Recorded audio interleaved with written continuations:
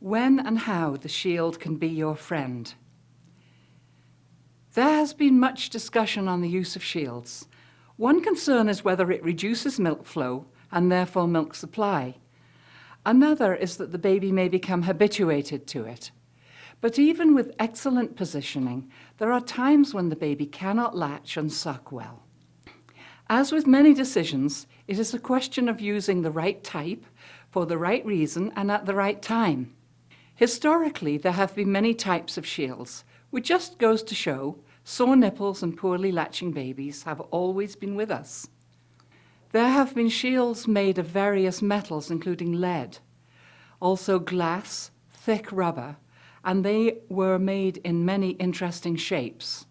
Now we use exclusively silicone shields, which are flexible and allow some degree of sensation. This is a common design and my own favorite, a complete sombrero with a full brim. I favor this over others as it stays on more easily and possibly provides better vacuum. Variations on this are the contact shield with one cutout, theoretically to allow the baby's nose to touch the breast. Then the type with two cutouts, much less popular, as it is even more difficult to keep on. The common shields come in 3 sizes, which indicate the distance across the base. There is the 16 millimeter, the 20 millimeter, and the 24 millimeter. It is essential to choose the correct size, taking mother's nipples and baby's mouth into consideration. Reasons for use. Shields are very helpful for nipple pain and damage, along with other measures such as optimum position and latch, and the use of nipple cream. In severe cases, the only other options are partial or full pumping or weaning. If a baby does need a supplementary bottle, I prefer they use long nipple on the bottle to get used to the sensation towards the back of the mouth. When the baby cannot open wide enough and deforms the nipple, causing pain, blanching, and sometimes the lipstick shape. Some nipple types are much more difficult for baby to latch onto. For example, flat, inflexible, small, unusually shaped, or inverted nipples.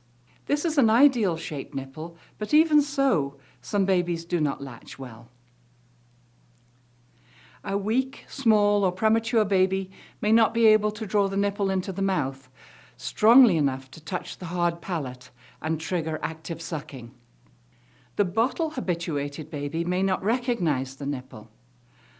The shield can seem familiar and trigger sucking. This is not nipple confusion.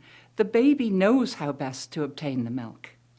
The baby who is tongue or lip tied or has had a frenotomy may do better with the shield due to the passive stimulation of the trigger point on the palate.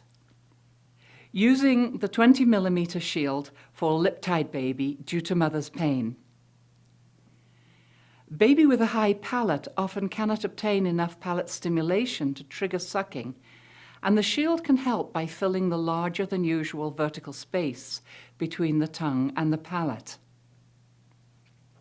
When a baby cannot manage mother's rapid milk flow, the shield can diminish the spraying and spurting and help regulate the swallowing. This baby with the receding chin is not able to latch, but does well with football position and shield. How to introduce the shield? It is essential to demonstrate the use of the shield and to select the correct size for this particular mother and baby. I find that the babies and mothers who have the issues which lead us to use it get a better latch in the football position. Too often the shield is simply given or purchased with no assessment.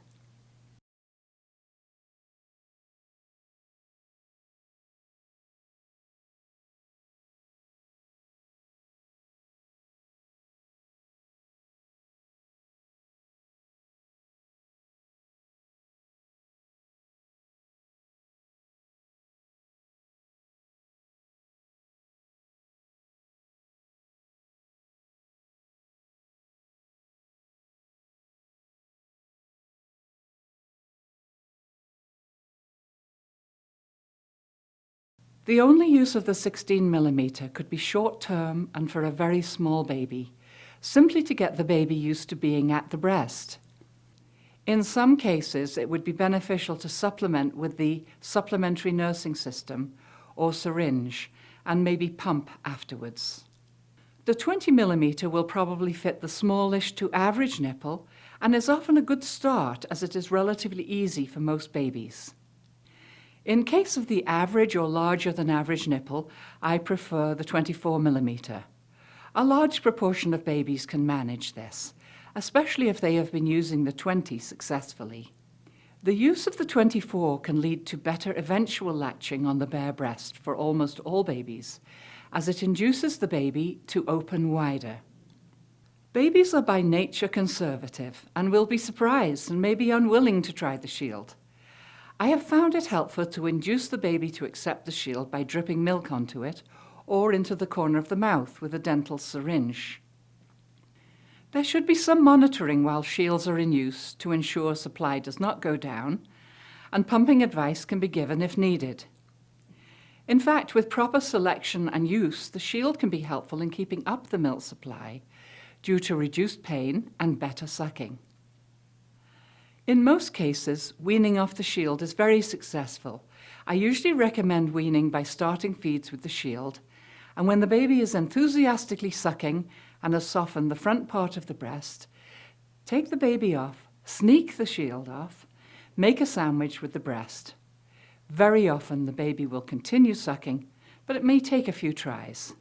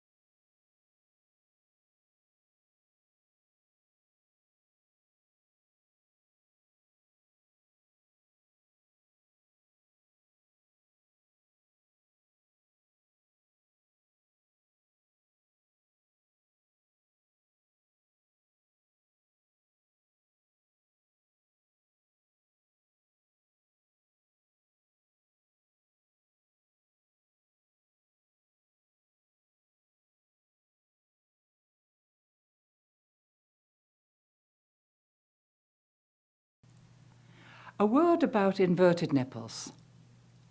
Inverted nipples are caused by tethering by fibrous tissue behind the nipple, keeping the center dipped in. Ideally, these are diagnosed during pregnancy and treatment with a nipple everter is initiated. A commercial nipplet can be used or a homemade everter, which is cheaper but not quite as convenient.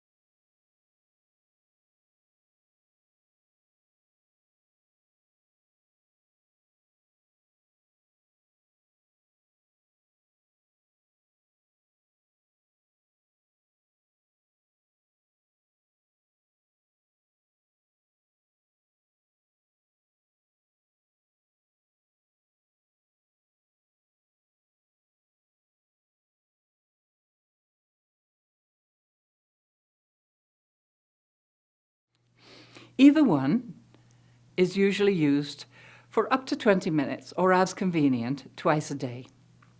It should not be used if there is a pre-existing threat of prematurity.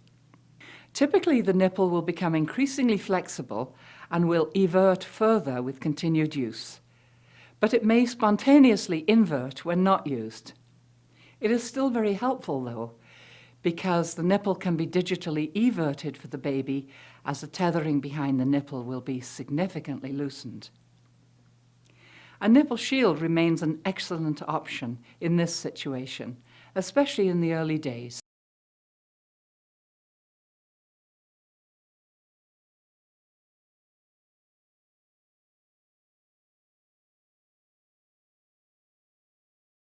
The terms inversion and retraction are commonly used interchangeably.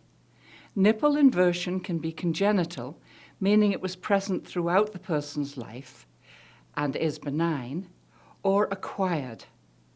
Acquired inversion occurs later in life and must be investigated to rule out cancer and other more rare conditions. Ultrasound, followed possibly by mammogram, must be done. Benign congenital inversion is usually not identified until the period of lactation. Occasionally, we may meet a person who has had cosmetic surgery, that is, division or excision of the underlying ducts. In this case, breastfeeding will very likely be severely compromised.